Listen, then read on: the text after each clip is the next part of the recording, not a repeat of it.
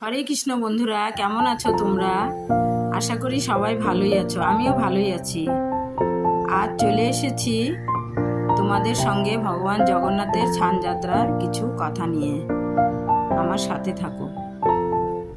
ভগবান জগন্নাথের 11 তারিখে ছিল ছান যাত্রা। এই ছান যাত্রা হয়ে যাওয়ার পরে ভগবান জগন্নাথকে গজবেশ পরানো হয় আর ভোগ লাগানো হয়। ভোগ লাগানো হয়ে গেলে মন্দিরের দরজা বন্ধ করে দেওয়া হয় 15 দিনের জন্য। কেন বলো তো 15 দিনের জন্য মন্দিরের দরজা বন্ধ করে দেওয়া হয়? ভগবান জগন্নাথের জ্বর আসে স্নান করানোর পরে। এই জ্বর থাকে 15 দিন অবধি। আমাদেরকে দর্শন করতে দেয় না বা আমরা দর্শন করতে পারি না। মন্দিরে প্রভুরাই সেবা পূজা করে এই 15 দিন ধরে।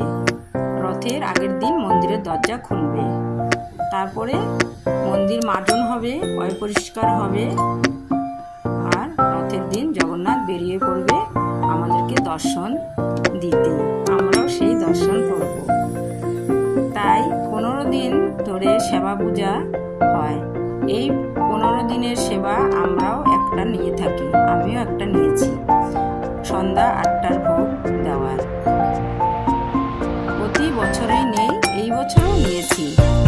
সেই সেবাটা কি দিয়ে দিচ্ছি তাই তোমাদের সাথে শেয়ার করছি। বাঁধাকপি দিয়ে মটরের ডাল, গোটা মটরের ডাল দিয়ে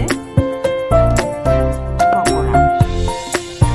প্রথমে বাঁধাকপিগুলো ঝিরিঝিরি করে কেটে নিয়েছি, নিয়ে লবণ দিয়ে মাখিয়ে রেখেছি, ভালো করে ধুয়ে নিয়েছি, মাখিয়ে রেখেছিলাম। জল ঝরে গেছে, বাঁধাকপির মধ্যে দিয়ে দিয়েছি গোটা মটরের ডাল। মটরের ডাল আমি সকালেই ভিজিয়ে রেখেছিলাম। মটরের ডাল ভিজে গেছে, ভালো করে ধুয়ে নিয়ে দিয়ে দিয়েছি বাঁধাকপির মধ্যে। দিয়ে দিয়েছি খানিকটা বেসন, খানিকটা সুজি, আর দিয়ে দিয়েছি আদা কুচি, লঙ্কা কুচি, কিছুটা হিং, কালো জিরা দিয়ে দিয়েছি, জিরার গুঁড়া দিয়ে সুন্দর করে মাখিয়ে নিয়েছি।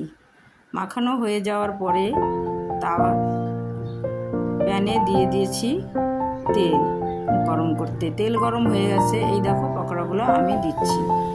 এই যে পকোড়াগুলো দেওয়া হয়ে যাওয়ার পরে সুন্দর করে এপিট ওপিট করে ভেজে নিয়েছি। ভেজে নেওয়ার পরে এত সুন্দর হয়েছে, দেখো তোমরা, তোমাদেরকে দেখাচ্ছি।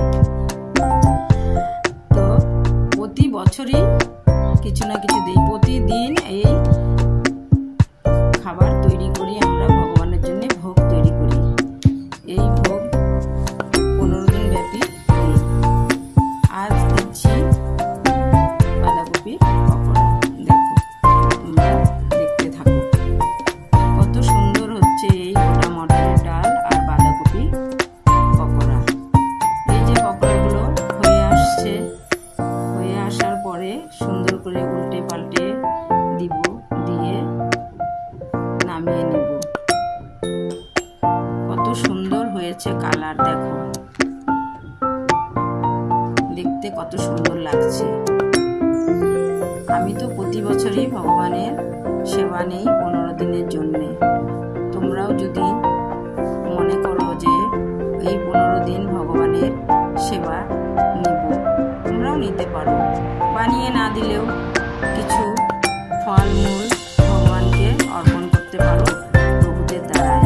প্রভুদের হাতে নিয়ে গিয়ে দিতে হবে, প্রভুরা মন্দিরে জগন্নাথকে সেবা পূজা দিয়ে দিবে, সেবায় দিয়ে দিবে। এই দেখো পকোড়াগুলো হয়ে গেছে, আমি তুলে নিয়েছি। এই দেখো কত সুন্দর হয়েছে। এই যে ভগবানের জন্য এখন আমি টিফিন বাটিতে পকোড়াগুলো তুলে নেব। দেখো এত সুন্দর হয়েছে, মুচমুচে হয়েছে।